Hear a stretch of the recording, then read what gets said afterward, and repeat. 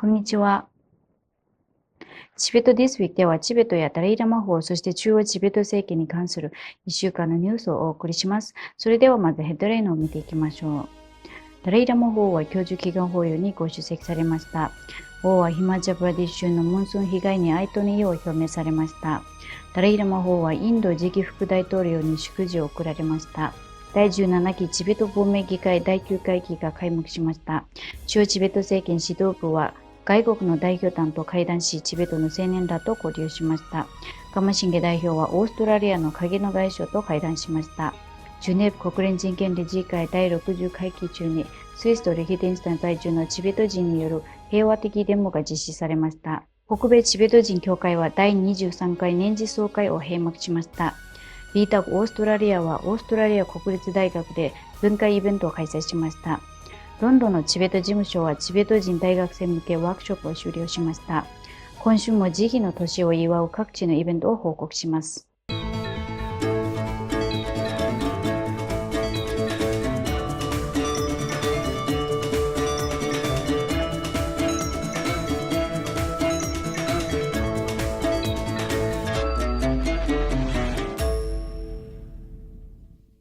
今週水曜日、ダライラマ法は、ロカ文化福祉協会、イサカナムギャル総員、そして世界チベット青年天主による教授祈願法要にご出席されました。式典には約4000人が参列しました。法は演説の中で中国の出張に左右されることなく、チベットの大義に尽くす決意を表明され、130歳以上生きることを改めて断言されました。また、ブッダの教えに従う者としてその責務を果たすことについて、王はかつて見た夢を次のように語られました。사과 첨부장을야도 때부터 의기 쇼샤 에는 나마 시체 야쇼시 속이 에는 나야 때문에 군들이야 그쇼 첨부 제제 첨부이 에는 가에는 때문에 티데 더 아선의 손주 에는 난 골마 추주로 지단세 제 때문에 nhiều sáng 게 저자 나라에 당원의 전에 일단 담배 샴디 누구 사모로 제세 대화로 지시게 다 담배 샴디 무튼에 좀 사모식 심수로 제세 제세 ダライラマ法はヒマチャプラディ州のスークビンダーシンスーク州首相宛てに書簡を送り、今年の記録的なモンスーン豪雨によって州の各地で多数の人命が失われ、家屋やインフラが甚大な被害を受けたことに深い悲しみを表明されました。王は州政府が行っている対応を評価するとともに、救援復興活動への支援としてダライラマ基金から寄付を行うよう指示されました。ダライラマ法は CP ラダ・クリシュナ氏のインド副大統領当選に際し書簡を送り祝意を表明されました。法は改めてインドが人々の内なる平和と世界全体の平和を育む可能性を信じていると述べ、新副大統領がこの偉大な国の人々の希望と願いを実現するため尽力されることを祈られました。今週水曜日、第17期チベット亡命議会の第10会期が開幕しました。ケンポスナムテンベル議長は冒頭の挨拶で、ダライラマ法がダライラマ制度の継続を明言されたことに触れるとともに、習近平国家主席がチベット自治区を設立60周年に合わせていった訪問を政治的パフォーマンスだと批判しました。議会は全会一致でダライラマ法への感謝の決議を採択しました。今回の会期は9月18日まで続き、中央チベット政権各局の報告や審査、内閣への質疑応答などが行われる予定です。先週、中央チベット政権の指導部は複数の外国代表団と個別に会談しました。ベマシン主席大臣、ケンボスナンデンベル議長、ドマツリテカン副議長、ナンジルマ大臣らは、先週ダラムサラを訪れ、第65回チベット民主化記念日の主賓を務めた日本国会議員の和田雄一郎氏と会談しました。議長と副議長は同氏の訪問と日本の民主主義的価値観に感謝を表明し、チベット人がそこから学べる点が多いと述べました。さらに欧州青年代表団に参加したデンマーク人参加者やチベット国際キャンペーンのメンバーとも意見交換を行いました。今週水曜日の午前、ダライラマ法への教授祈願法要に続き、超チベット政権のテンジングレシェ報道官を含むチベット民主制度の三権代表、石ワム最高司法委員長、ケボスナムテンベル議長、ペンバシン主席大臣が、シキョンホールにおいて世界チベット青年転職のメンバーと会談しました。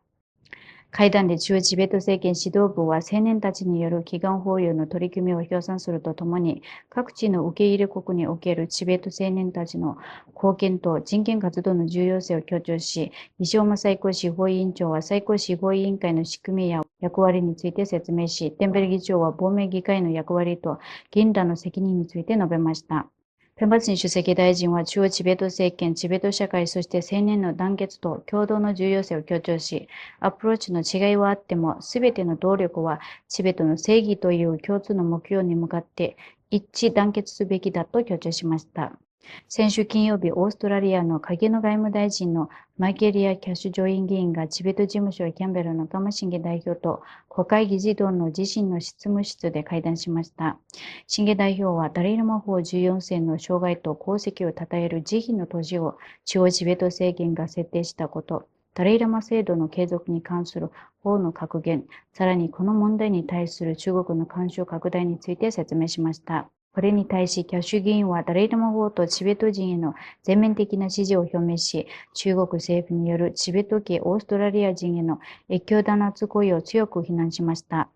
今週月曜日、スイスとリヒテンシュタインのチベット人コミュニティは、国連人権理事会第60回忌の開幕に合わせ、国連本部前で平和的抗議活動を行いました。チベット事務所ジュネーブのティネチュキ代表はチベットで続く人権侵害に深い懸念を表明し、最近チベットで亡くなったトゥク・パンレワンゲッシーの事例に言及しました。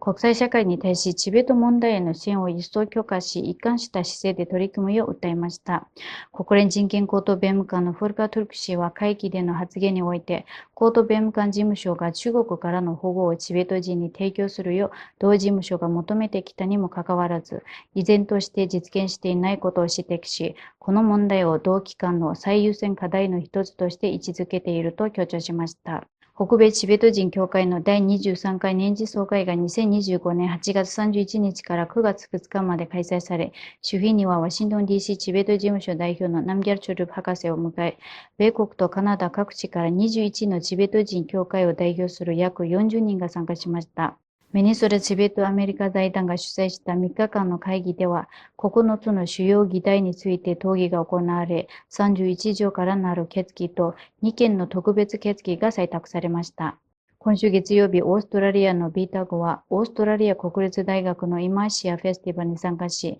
学者や学生にチベットの歴史文化価値観の豊かさを紹介しました。